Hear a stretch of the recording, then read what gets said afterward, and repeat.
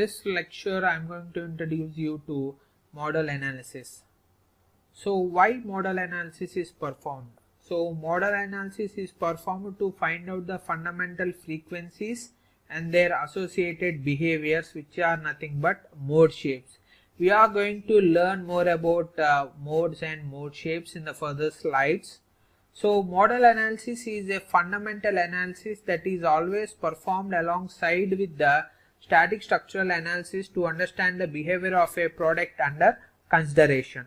So we are going to see an example why modal analysis is important. So here if you take this particular example where there is a centrifugal pump with a motor that has been attached to the frame. For example, let us say this particular motor is running at 3600 rpm. So if we want to find out the frequency, let us say this 3600 revolutions divided by 60, you are going to get 60 hertz frequency. So what happens, this particular motor is working at a frequency of 60 hertz.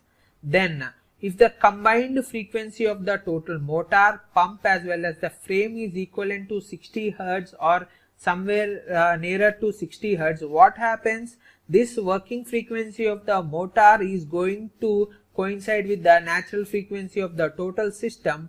Then what happens, a phenomena known as resonance will occur, and this is going to destroy the total system. So resonance is nothing but vibration of a body with very huge amplitude, which eventually creates a failure or leads to failure.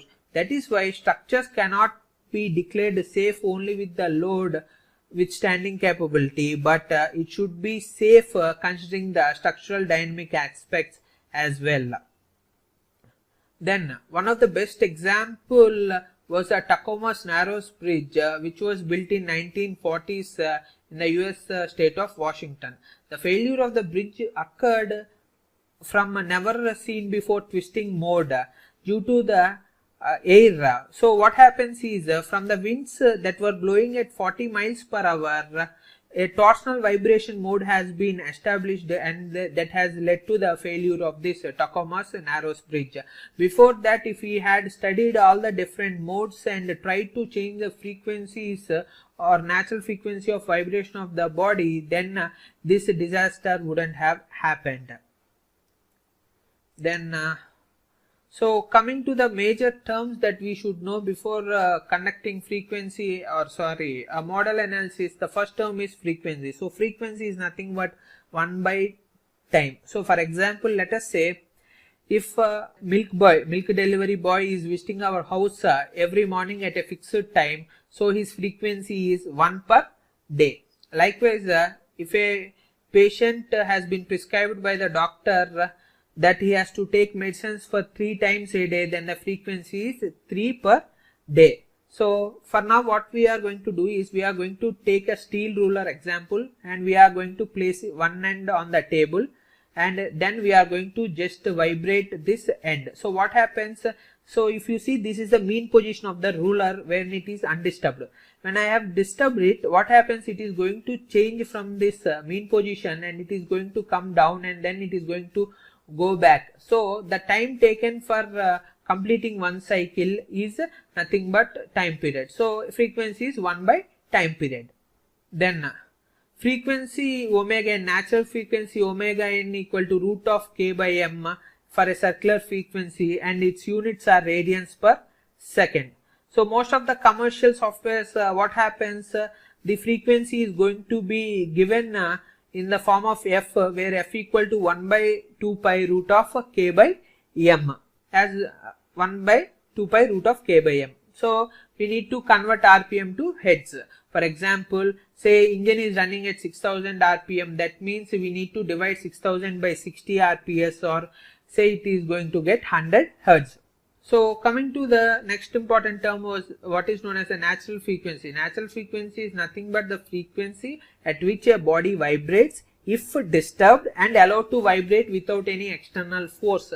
So without applying an continuously external force, at some frequency the body is going to vibrate. So that particular frequency is known as a natural frequency. See, for example, here we have taken a ruler and we have applied a small disturbance here, then it is going to vibrate for some time like this, and this is the natural frequency without even applying any other external force.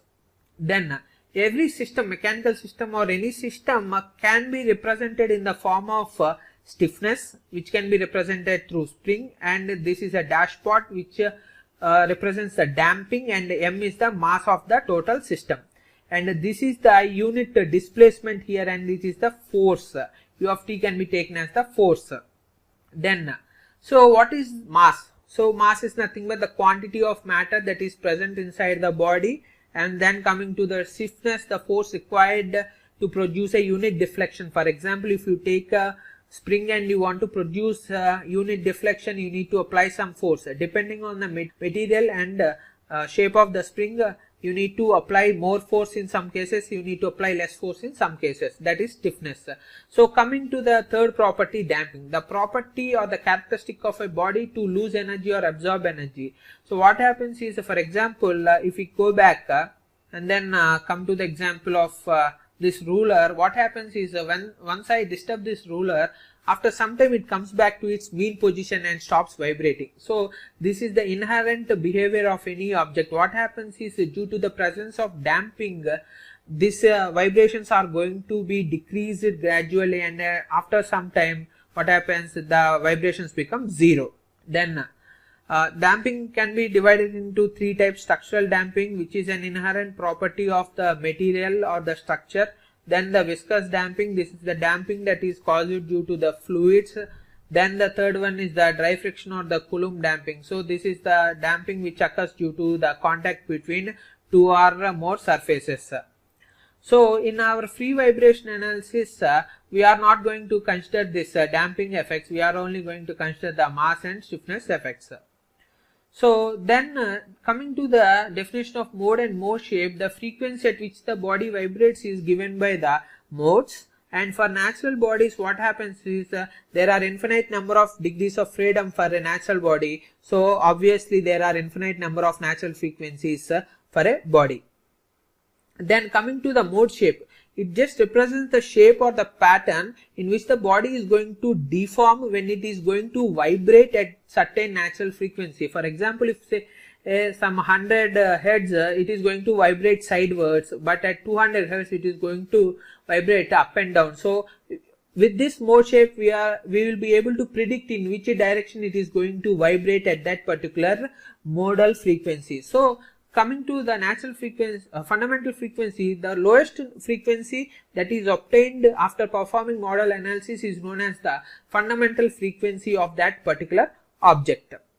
Then what are the application of these modal analysis? So as we have seen earlier, we can apply this modal analysis in aerospace, automobile, marine, sports, construction, offshore equipment, etc., etc. All the fields where FEA is dynamic analysis is applied, the starting point will be a modal analysis. So all the fields where FEA is applied through dynamic analysis, the starting point is modal analysis.